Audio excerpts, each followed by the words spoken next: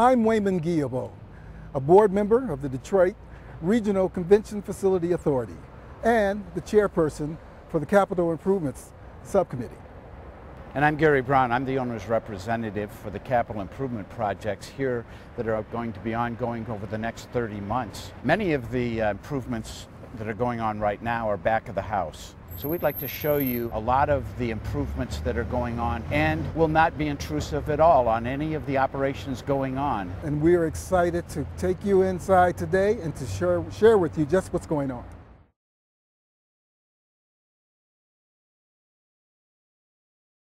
One of the unique and challenging features of Cobo renovation work is right here on the exit ramp from Larned off of the Lodge Freeway.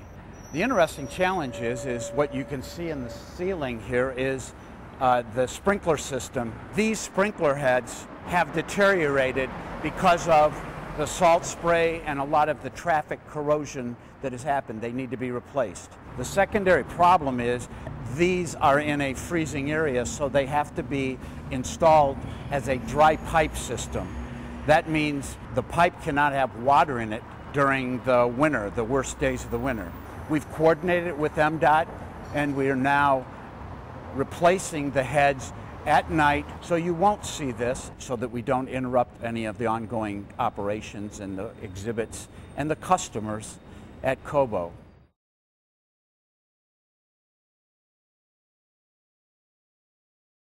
This is the location of the new entrance into the new parking garage that will be under Detroit Hall. As you can see, it's here at the corner of First and Congress.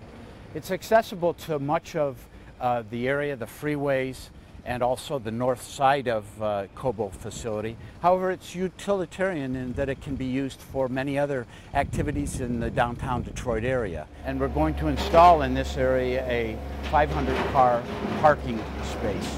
It will be very utilitarian. It will be accessible up to Detroit Hall, and it actually provides a good source of parking for the patrons.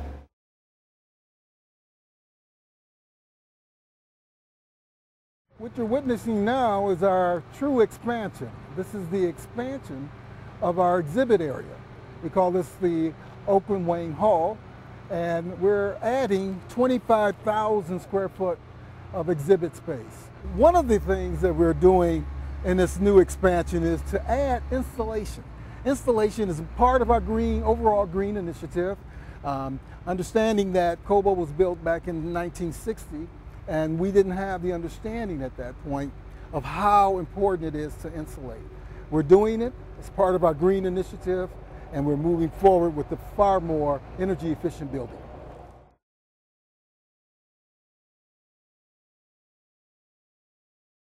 This is our loading dock area. Our loading dock area, as you probably can see, was exposed to the elements. And as you know, this is a western elevation, which brings forth some very cold western winds during the winter and late fall seasons. What we're going to do here is actually construct a wall along what we call our western exposure here. A wall will be constructed, and that wall will help to eliminate some of that western exposure. It will allow for a very cost-effective way of loading and unloading. For example, once that wall's in place, the truck pulls back in, he's unloading. We're going to have a service corridor for all of our exhibit areas in back of house. So we're going to increase our safety, we're going to increase our efficiency, we're going to cut down on wasted energy, and we're going to find a way to share the savings with our customers most of all.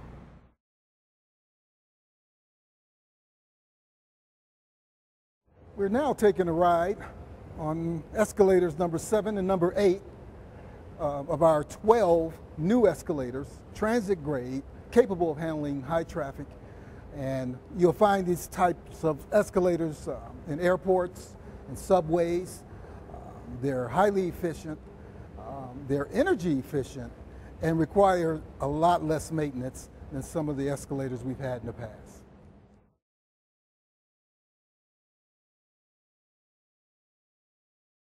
You'll notice that we've installed new induction lighting. This lighting is far more energy efficient. And we'll let Tom talk a little bit about what he experienced in the past. Well, these new fixtures have the bulbs have a life of 10 years versus the previous fixtures was about 4 years. So not only is that a huge operational savings, but it's also a great improvement into our waste stream. The other thing is that these fixtures operate at a much cooler temperature. The fixtures before were roughly about 500 degrees in terms of the heat right at the bulb. These are about 120 degrees, so it's a safety factor, and also too it takes off a lot of our cooling load. So we just couldn't be happier with these new fixtures. The color temperature in the lighting world gives you this as close to natural sunlight as you can, which is perfect to make all the colors pop on exhibits and displays.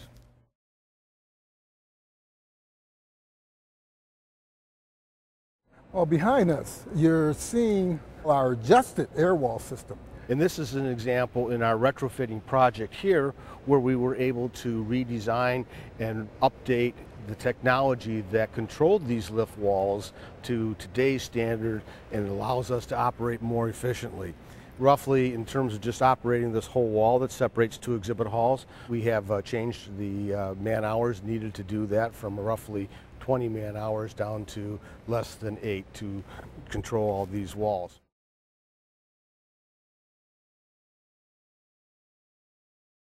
Where I'm standing right now is going to be the new atrium area for the new Cobo facility look. There will be access off of the river at the river level, which I'm at right now, and it will enhance the entire offering of the lower portion of Cobo, which has always been underutilized. It also keeps the tradition of the arena.